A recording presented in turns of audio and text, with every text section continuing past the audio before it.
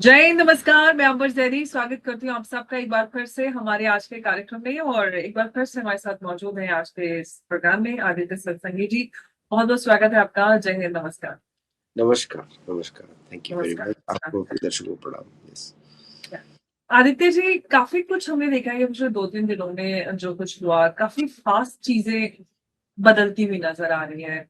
American media में देखते हैं तो अब ईरान वॉर का उस तरह से कवरेज और वो सारी चीजें नजर नहीं आ रही, एकदम से गायब हो गया है। प्लस प्रेसिडेंट ट्रम्प के ऊपर अटैक होना और उस अटैकर के ऊपर उस तरह से एक्शन नहीं होना चाहिए जैसे कि अमेरिका में हमें ट्रेडिशनली दिखाई देता है। हालांकि एक बात तो ये होता है कि आइस या तो किसी आम नागरिक पे गोली चला देती है और वो इंसान जो प्रेसिडेंट पे गोली चलाता है तो उस पर कोई एक्शन नहीं होता। कई सारी चीजें हैं जो हो रही हैं।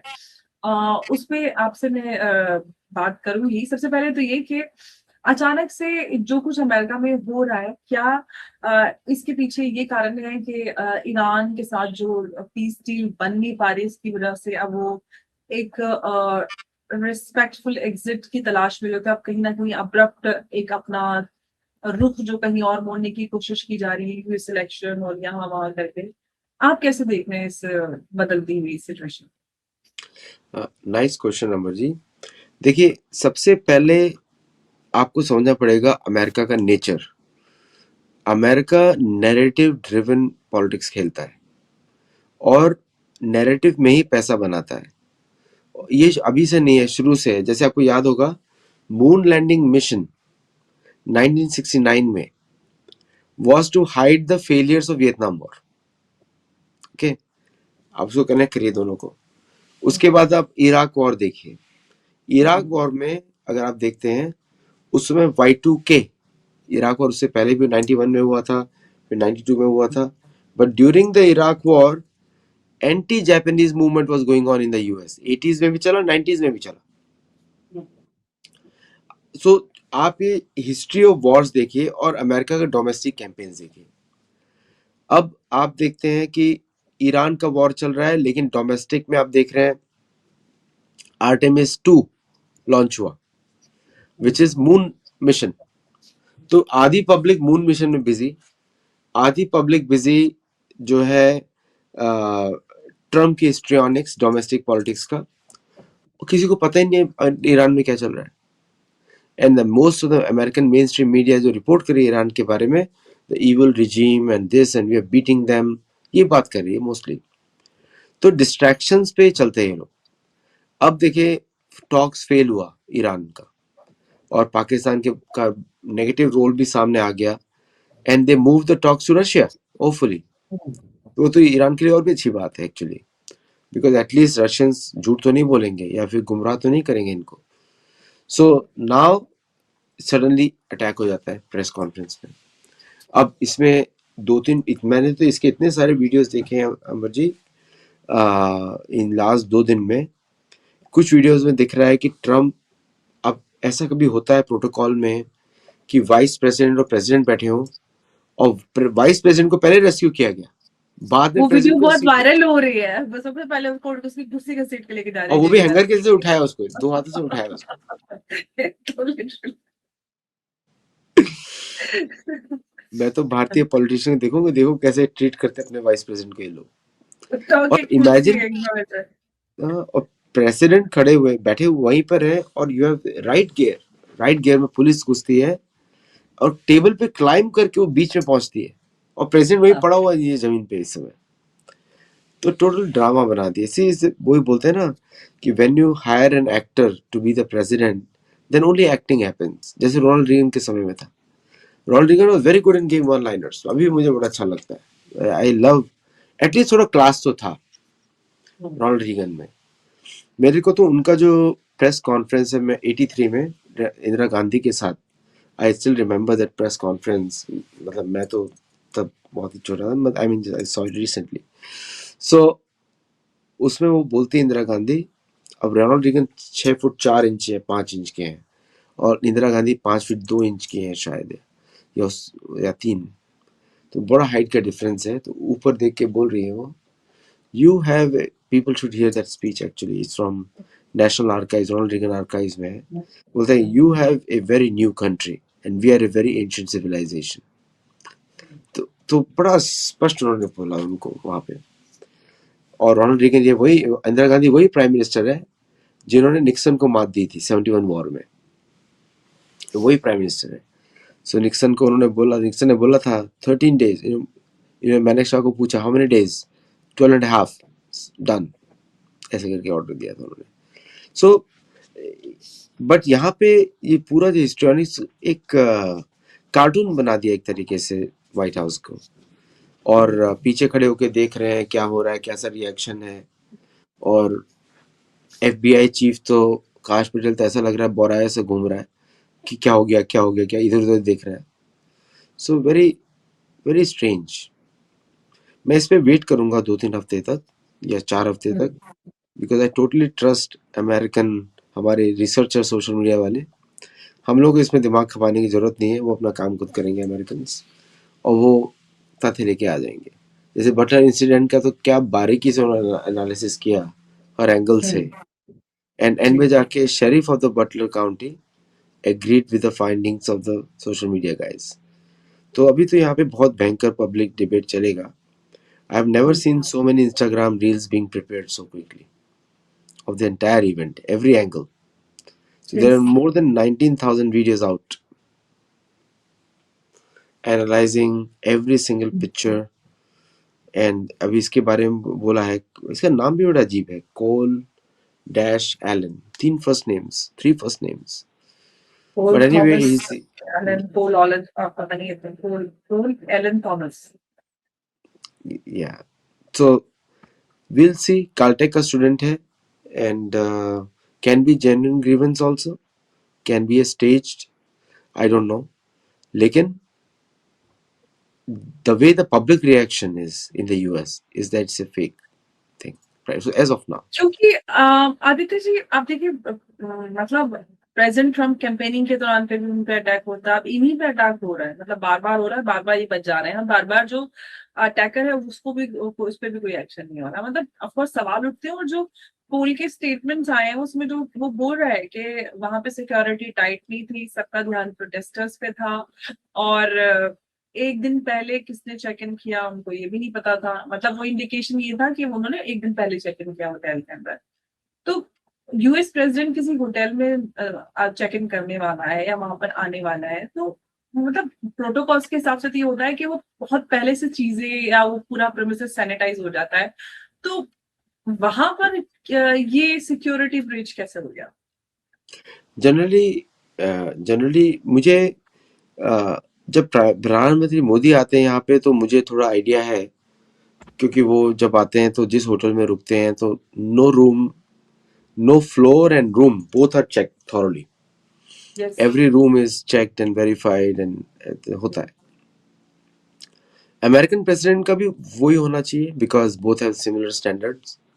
तो आई एम जस्ट शॉक्ड कि उस होटल में रह कैसे रहा है, and how did he go into the hotel with the guns.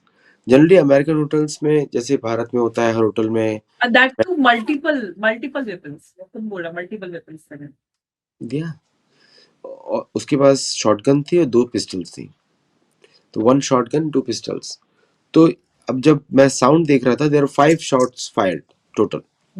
पहला शॉट था शॉटगन का, उसकी आवाज बड़ी डिस्टिंक्ट होती है, बूम थोड़ा बिगर होता है, और पिस्टल्स की साउंड थोड़ी अलग होती है, थोड़ी दबी हुई सी होती है, फट फट थोड़ा लाउड होती है, फट फट। तो 5 साउंड्स केम आउट, और ये तभी हुआ जब वो मैजिशियन पेपर दिखा रहा था। ओके, हाँ, वो तस्वीरें और वो वीडियो भी जा रही है कि वो हाँ, कैरोलिन लेविट की बच्चे का कुछ नाम वाम की बात हो रही है। वो एक पेपर दिखा रहा था, और वो ऐसे दिखा रहा था कि कैमरा कैन रीड इट, और मेलानिया और ट्रम्प के बीच में था, और Trump was clueless, very innocently सिटा हुआ, he was looking at the picture, and then there was one, I think she is a rep, एक चाइनीज अमेरिकन लग रही थी मुझे, Melania, Trump and the Chinese American lady. तो 3 थे stage के ऊपर, और कुछ पिक्चर दिखाई गई एंड दे बोथ एक्सक्लेम्ड, और हॉरर के जैसे देखा इसने, मिलानिया ने, उधर से फट फट फट करके 5 sounds were booming behind the scene. तो 5 टोटल शॉट्स थे, 4 पुलिस के द्वारा थे, 1 इसके द्वारा था। And then another footage we saw जिसमें ये भाग रहा है थ्रू द सिक्योरिटी चेक। अब वो तो पूरा फिल्मी टाइप का है, और जब वो मारता है that shot goes behind the cameras, तो वो दिखता नहीं है कहाँ पे शॉट लगा। पूरा एप्स्टाइन वाली स्टोरी है, ऐसे एप्स्टाइन भी ऐसे गायब हुआ था बीच में। And then there is no blood, तो 5 शॉट्स मिस, क्या पुलिस वाले ने मिस कर दिया वो सारे 5 shots? And who are the policeman who fired it, उनके नाम क्यों नहीं रिलीज हुए? सो अभी अगर ये भारत होता तो देखिए कितना बतंगड़ हो जाता। आप देखते हैं, याद होगा प्रधानमंत्री मोदी ब्रिज के ऊपर फंस गए थे पंजाब में, यस। कितनी बड़ी इंक्वायरी हुई थी उसके ऊपर, और media was on top of it. यहाँ पे मीडिया इस तरह से, जैसे मुझे लग रहा था CNN विल क्वेश्चन इट, मुझे लग रहा था Fox News will question it, किसी ने क्वेश्चन नहीं किया, सीधा उस पे आ गए कि पॉलिटिकल मोटिव्स, लेफ्टिज्म। और मैंने कल ही आपको बताया था फोन पे कि पूरा किस्सा बॉलरूम का है, क्योंकि बॉलरूम से कुछ अप्रूवल चाहिए ताकि वो मिलिट्री साइज बंकर बने। एंड और उसके बाद सारी पोस्ट ट्रम्प की जो है बॉलरूम के ऊपर ही है। फिर उन्होंने बोला था nation needs to unite together, वो बात उन्होंने बोली। मतलब I am doing so much, getting shot इतनी बार, मतलब ऐसे हो गया केजरीवाल के थप्पड़। मतलब फौरन केजरीवाल उन्होंने एकदम उन्होंने वो भी कर दी प्रेस कॉन्फ्रेंस और बोल भी दिया सारा कुछ। इमीडिएटली इमीडिएटली, मतलब कोई शॉक नहीं था। और मुझे लगा कि वो गिर गए नीचे, और फिर वो खड़े हुए, और फिर गिर गए। और मैं उस समय मैं अपना कुछ और काम कर रहा था, तो मुझे कोई आइडिया नहीं था। तो मुझे सडनली फोन करके लोगों ने बोला कि देखो क्या हो रहा है, क्या हो रहा है। तुरंत वीडियोज आने शुरू हो गए सारे। एंड ही फेल ट्वाइस, एक बार तो वो टेबल के नीचे चले गए, and then while he was going back he fell down, and then he went out, पीछे से गए, and then he was looking at the ball room from behind, वो भी पिक्चर आ गई बाहर। तो मतलब मुझे तो स्ट्रेंज लगता है, अगर कोई इंसिडेंट ऐसा किसी जेन्युइन व्यक्ति के पास होता है, जैसे आपने देखा होगा लिंडन जॉनसन के ऊपर अटैक हुआ था, तो किस तरह सिक्योरिटी पूरा कूद गई थी। और प्रेसिडेंट ट्रम्प का secret service is one of the most dreaded ones, देखा जाए तो वेरी वेल इक्विप्ड, और इतना टेक्नोलॉजी यूज होता है कि like from a skin colour they can make out whether you are real skin और रॉन्ग स्किन। इतना ट्रैकिंग करते हैं वो कि you can not wear a mask. आजकल तो बहुत सारे बायोमेट्रिक मास्क हैव कम, जो आपके स्किन के साथ मर्ज कर जाते हैं, तो you don't know whether you are wearing a mask or you are just having a regular face. और सिलिकॉन फेस मास्क आते हैं जिसमें आप मैं आपका चेहरा लगा सकती हूँ, मेकअप कर सकती हूँ, मैं कुछ और कर सकती हूँ, तो सिलिकॉन पूरा आता है ऐसे, जैसे कि वो फिल्म प्रोडक्शन में भी होता है, ऐसे यूज करते हैं, उसको पहन लेते हैं, उसमें यहाँ तक आता है, उसको अपने कपड़ा पहना और आई में ऐसे मर्ज हो जाता है यहाँ पे मेकअप के साथ, आप आई वेयर पहन के आप you can be anybody else. Yeah. So इतने सारे sensors they have that can catch everything. फिर अभी एक और इमेज आया है, there is a scar in the middle of the President Trump's face. तो वो भी मुझे अजीब सा लगा कि how did the scar appear, क्या हुआ था इसके पहले? So very strange things are there. These are like इतने सीरियस इश्यूज हो रहे हैं, आप बम्बार्डमेंट कर रहे हो एक देश के ऊपर, आप वॉर करने जा रहे हो, 3 एयरक्राफ्ट कैरियर्स आपके खड़े हुए हैं वहां पे, और ये ड्रामा चल रहा है यहाँ पे।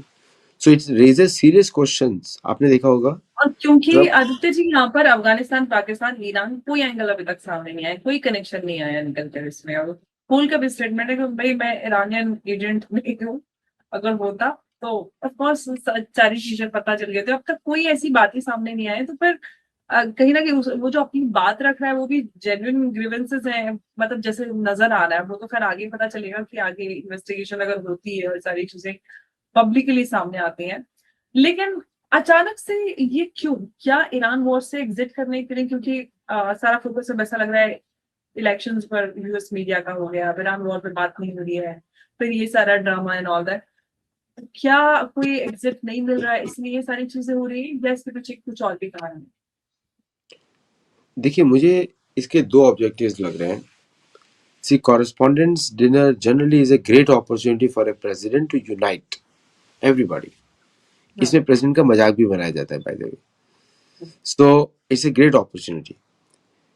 इस ये पहला था प्रेसिडेंट ट्रम्प का इस टर्म का, तो it should have been celebrated, उसमें इस तरह के इंसिडेंट्स नहीं होने चाहिए थे। सो मुझे ऐसा लगता है कि ये जो फॉलिंग उनका जो पॉपुलैरिटी है उसको वापस इमोशनल बॉन्ड बनाने के लिए नेशन वाइड, क्योंकि ऐसा लगता है कि मागा के भी आधे लोग गायब हो गए। यस, सो अब खाने के लिए तो मागा को भी चाहिए ना, अब ऐसा तो नहीं है बेचारे अब उनको आसमान से खाना आएगा। मैं जहाँ पे रहता हूँ वहाँ पे सब मागा वाले, एक दो घर को छोड़ के, है ना। हम लोग तो इंडिपेंडेंट हैं तो हमको कोई कंसिडर नहीं किया जाता कुछ भी, but most of the other people are मागा।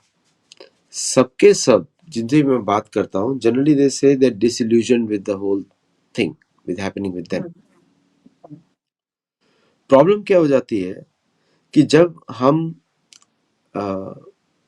लोकल पॉलिटिक्स से अपने देश या मैंडेट को भूल कर बाकी जगह ध्यान बटाना चाहते हैं या बाकी लोगों के लिए काम करना चाहते हैं, then ultimately to come back you need these surprise things. आपने देखा होगा बटलर पेंसिल्वेनिया वाला इंसिडेंट ड्यूरिंग इलेक्शन टाइम, आपने देखा होगा वो वही इंसिडेंट हुआ था। So this is how the base जिसको आपने कोई डिलीवर नहीं किया है आप अपील कर रहे हो। Now the same MAGA crowd is saying कि ये we don't like what has happened but we are not impressed, क्योंकि अमेरिका ने अब तक पूरे वर्ल्ड पे फोकस किया to gain wealth, to create troubles anywhere, and American third class जीवन जी रहे हैं। बोला जाता है सुपर पावर है, लेकिन the poverty, urban poverty in America is 21% today. 21%, मतलब 1/5 of the population is poor. They have difficulty to pay bills, plus gas prices are going up. इस रियलिटी को अब देखिए, इन्होंने ईरान वॉर में $160 बिलियन खर्च किया। $160 बिलियन में आप लोगों का कॉलेज का कर्ज माफ कर सकते थे। You could have created a universal income system for people, education free कर सकते, many things you could have done. The amount of money that America has wasted over useless wars, अगर मैं उसको कैलकुलेट करूं, it will be 50% of the external debt. At least $20 trillion खर्च किया होगा useless Wars में, कुछ कमाया कुछ नहीं। और and with this, despite all this expenditures, they have lost more revenues for health care. अभी हेल्थ केयर इसे एक छोटा सा अगर प्रॉब्लम हो जाए, पूरी दुनिया में हेल्थ केयर फ्री होती है, all the western countries. In America छोटा सा प्रॉब्लम हो जाए, भगवान से लोग प्रे करते हैं गोली मार लूंगा लेकिन हॉस्पिटल नहीं जाऊंगा। That's the condition. तो भारतीयों को तो बड़ा थैंक करना चाहिए। वैसे मुझे प्रॉब्लम होती है कि भारत में इंश्योरेंस क्यों लेकर आ रहे हैं, because the entire American health care collapses because of insurance companies. Bharat में उसको नहीं होना चाहिए, यूनिवर्सल हेल्थ केयर होना चाहिए। बट भारत के अंदर प्रॉब्लम कुछ और है कि we have so many, Bharat के अंदर भी इतने इन्फिल्ट्रेटर्स हैं, तो जेन्युइन लोगों को पहुंच पाएगा नहीं पहुंच पाएगा we don't know right now. लेकिन इंश्योरेंस कंपनी तो नहीं होना चाहिए, इट इज अ रैकेट। लेकिन आदित्य जी, अब आपको यहाँ से सिचुएशन कहाँ जाती हुई नजर आ रही है? क्या आपको लग रहा है कि ईरान वॉर खत्म हो जाएगा या कहीं और फोकस किया जाएगा, कोई और फ्लैश पॉइंट बनता हुआ नजर आ रहा है? अगर ईरान वॉर पे फोकस नहीं किया इन्होंने, इसके बाद इनके 11 के 11 एयरक्राफ्ट कैरियर अमेरिका के अंदर ही बैठने वाले। By the way, sorry to use big words, लेकिन मुझे ऐसा लगता है this was the last war America ran on US dollar, मुझे ऐसा लगता है। तो अगर ये लोग यहां से भागते हैं, it will be A victory of Iran, और इसके बाद से अमेरिका कभी यूज नहीं कर पाएगा any of the aircraft carriers. मेरे को लगता है अच्छी म्यूजियम्स बन जाएंगे, एक सैन फ्रांसिस्को बन जाएगा, एक सिएटल बन जाएगा, एक सैन डिएगो में एक है, दो एक और बन जाएगा। All the aircraft carriers will become museum. This is the last way major war which US forces are able to fight, अगर करते हैं तो। नहीं तो मैंने आपको पहले बोला था कि it is going through towards peace treaty, और they will learn to live with a nuclear Iran for future. Problem होगी पाकिस्तान की पिटाई भारत भी करेगा, ईरान भी करेगा, दोनों करेंगे, क्योंकि यहाँ पे भी पाकिस्तान बदमाशी खेल के गया. So everybody knows what is the writing on the wall. इसलिए आप देख रहे हैं सारे अरबी कंट्रीज जो हैं they are finding their own security treaties now. और सबसे बड़ी बात ये हुई है Oman has emerge as a peace maker which is a much better peace maker. वो वहीं का है, राइट अक्रॉस द खाड़ी, 60 किलोमीटर का डिस्टेंस है ईरान से. And hopefully Russia will facilitate that. अगर यहाँ पे वापस अमेरिका अपनी टांग नहीं लड़ाता है, अगर वापस अपनी टांग अड़ाता है तो इसमें वो कोलैप्स कर देंगे. But if America goes for the war, this will be the last war. If America withdraws from the war, this will be the last war. तो अभी दुनिया में आतंकवाद थोड़ा कम होने वाला है हर तरफ से. ये तो एक अच्छी खबर है, आतंकवाद खत्म हो, क्योंकि सबसे ज्यादा आतंकवाद का प्रकोप भारत ने झेला है और हम लोग इतने समय से आतंकवाद के खिलाफ लड़ते आ रहे हैं. लेकिन ओमान में ये सारी चीजें चल रही है, हॉर्मूज को लेके बात आ रही है. अगर हॉर्मूज थोड़ा शांत हो जाता है तो क्या स्ट्रेट ऑफ मलाका अगला फ्लैश पॉइंट बन सकता है? एब्सोल्युटली. ये मैंने पिछले ही बोला कि 3 aircraft carriers means 270 fighter planes plus each carrier group carries around 1000 tomahawk missiles, 3000 tomahawk missiles. तो मलाक्का स्ट्रेट पे होगा. मैंने आपको बताया ना, ये Iran war can go in any direction. America को या तो लड़ना पड़ेगा या विड्रॉ करेगा तो टोटल विड्रॉ करना पड़ेगा. अगर वो लड़ा तो Malacca straight will come into play, क्योंकि वो चाहेगा कि वहां पे इन्वॉल्व हो. और मुझे कहीं ना कहीं ऐसा लगता है कि अमेरिका के पास पैसा ही नहीं लड़ने के लिए, ओके. पैसा ही नहीं लड़ने के लिए, because they have spend so much money. और ट्रम्प को तो इस वॉर से $300 बिलियन का लॉस हुआ है. 100-150 तो टैरिफ आया था. So far 150 billion has been spent on this war. Malacca Strait में they will face India for sure and China for sure, अगर ऐसा होता है तो. सो मुझे ऐसा लगता नहीं कि they will have any apatite for war इसके बाद, क्योंकि अगर ईरान को नहीं झेल पाए तो बाकी कंट्रीज तो they are very well equipped and much more strategically placed. हम लोग तो बहुत दिमाग से बहुत लड़ते हैं, चेकमेट बना देंगे वहां पे. अगर Iran can use chess, we are masters in that. तो और चाइना भी, China security is also linked to that. तो इनका मेजर प्लान क्या था कि पहले होमो स्ट्रेट फिर मलाक्का स्ट्रेट. अब देखते हैं कि ट्रम्प मंडे को क्या डिसाइड करते हैं. वैसे मंडे को मार्केट ऊपर जाने वाले हैं. People are going to make lot of money. जिसने भी इन्वेस्ट किया है, शॉर्ट्स किया है और लॉन्ग्स डाला है, तो एंजॉय द मनी. और वापस ट्यूसडे को वापस रियल पॉलिटिक्स शुरू हो जाएगी. Let's see what they do. मुझे ऐसा लगता है कि they will be force to escalate for short term. But जिस तरह फॉरेन मिनिस्टर घूम रहे इधर उधर, आरागची एस्केलेट कर सकते हैं ट्यूसडे तक. ओके. और आपसे गए हुए हॉर्मूज से बातचीत करने के लिए, लेकिन अब मतलब ये है कि छोटा सा हमें कुछ यहाँ पर मतलब एक टेम्परेरी एस्केलेशन नजर आएगा, मतलब ये आप टेम्परेरी, यस. क्योंकि इतना फोर्स मतलब शर्म हो जाएगी ना, इतना आप इकट्ठा कर लिया, कुछ किया नहीं. आपको याद होगा वाजपेयी जी का बॉर्डर सर्च, थोड़ा तो शो करना पड़ा था उनको. एक तो चौकी बर्बाद की थी पाकिस्तान की. अभी आजकल मोदी जी तो बताते भी नहीं है, वो सीधा सब कुछ पता लगता है अगले दिन पाकिस्तानी बताता है वहां से फोन. धुरंधर एक्टिव हो जाते हैं.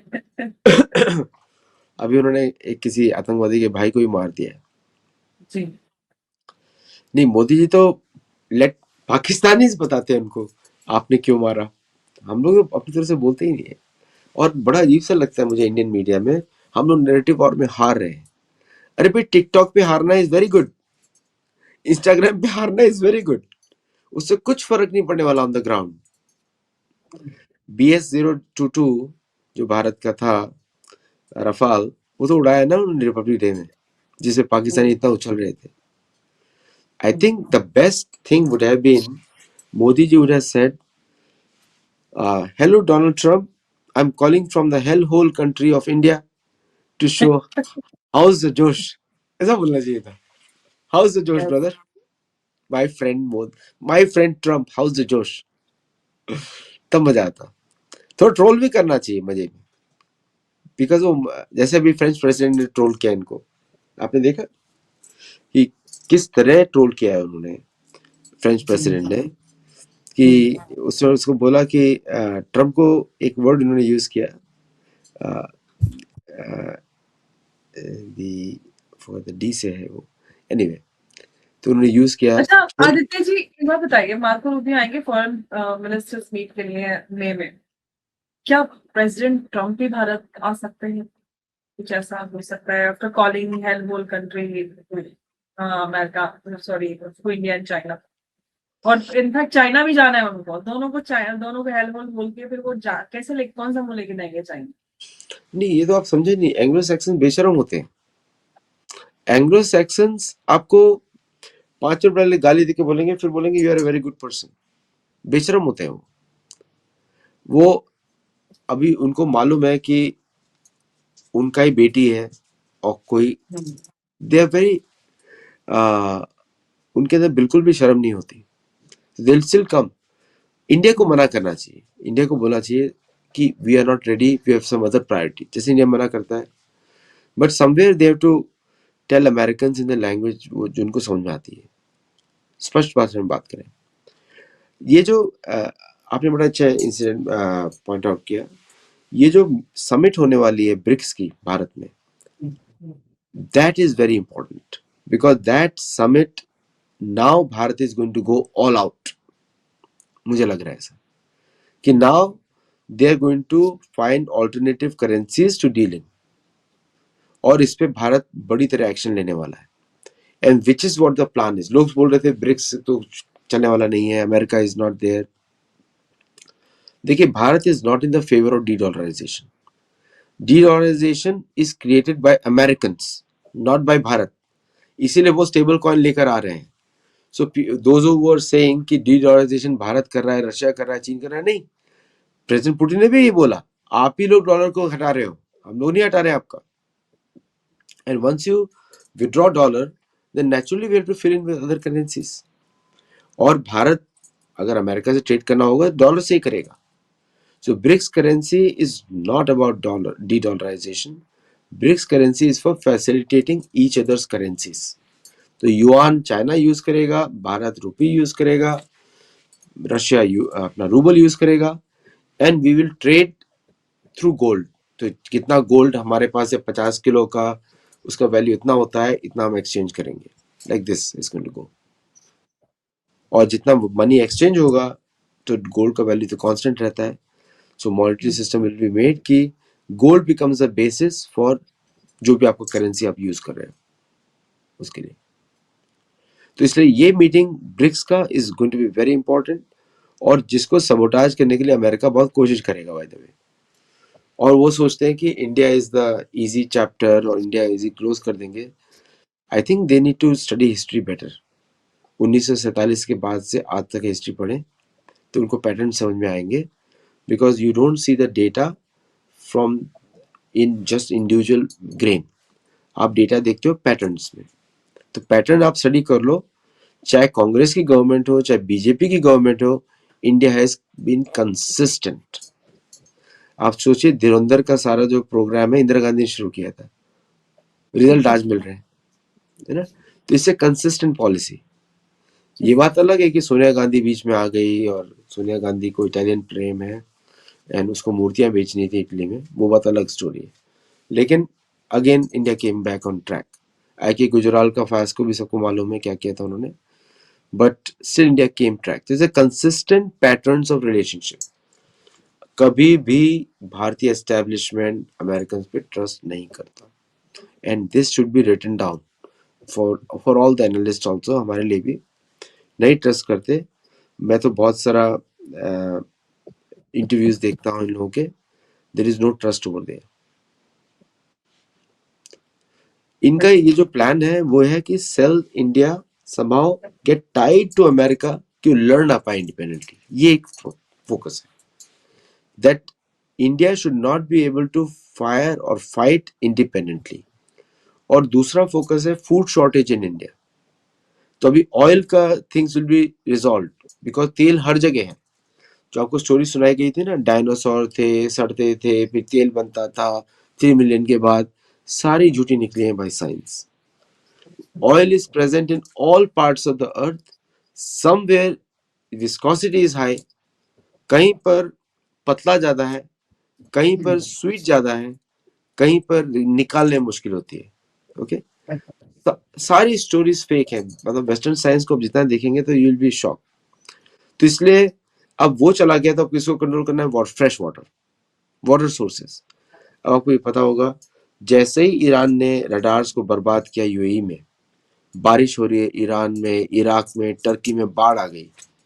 Okay, is going to be the greenest part of the world. Even Saudi Arabia में बाढ़ आ गई। So now they know what was causing it. So it was a weather alteration. तो this is hidden benefits of Iran's aggression. और फिर उसके बाद अब आप देख रहे हैं कि तो वाटर पे अटैक है, वाटर पे कंट्रोल है, एंड फूड पे कंट्रोल है कि लोग को भूखमरी ज्यादा है, इसलिए food suddenly crisis. Food, urea का प्राइसेस बढ़ गए suddenly. This the whole objective. Control freaks हैं सारे। बिल्कुल, उनको लगता है कि पूरी दुनिया उन्हीं के हाथ में रहे, लेकिन ईरान ने खैर मजा तो चखा दिया, जो भी हो ईरान का, पृथ्वी को भी बड़ा नुकसान हुआ है, लेकिन ईरान ने चैलेंज तो दिया है, ये बात तो माननी पड़ेगी। और बिल्कुल बिल्कुल। कौन- देखिए, अब देखते अलेक्जेंडर हैं का कि- चैलेंज भी पहले, hmm, see when Alexander came to Iraq, उसको लगा भारत आ गया, तो he says I have reached India. ये वही लोग हैं, हमारे ही लोग हैं। सो यू नो, बिल्कुल तो पहले हमारे जो चाणक्य ऋषि के, चंद्रगुप्त मौर्य के गणराज्य में ईरान को हमेशा बोला जाता था बॉर्डर स्टेट ऑफ इंडिया, मतलब भारत का, वहां से भारत की सुरक्षा शुरू होती थी। तो पहले तो वहीं पे हारा वो अलेक्जेंडर। तो इसलिए हम लोग को भी प्राउड होना चाहिए कि भाई ठीक है, आजकल उन्होंने अपना रीजन बदल दिया है, लेकिन पुराने तो हमारे लोग हैं, एंड बिल्कुल। They did a good job so फार।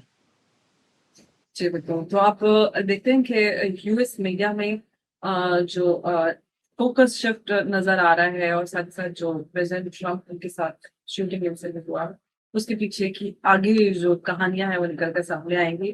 और देखते हैं कि आप स्ट्रेट ऑफ हॉर्मुज़ से क्या अगला flash point straight of Hormuz का बनता हुआ नजर आए। आदित्य जी, बहुत धन्यवाद आपका इस चर्चा में हमारे साथ जुड़ने के लिए। नमस्कार, जय हिंद, जय भारत। जय भारत। धन्यवाद।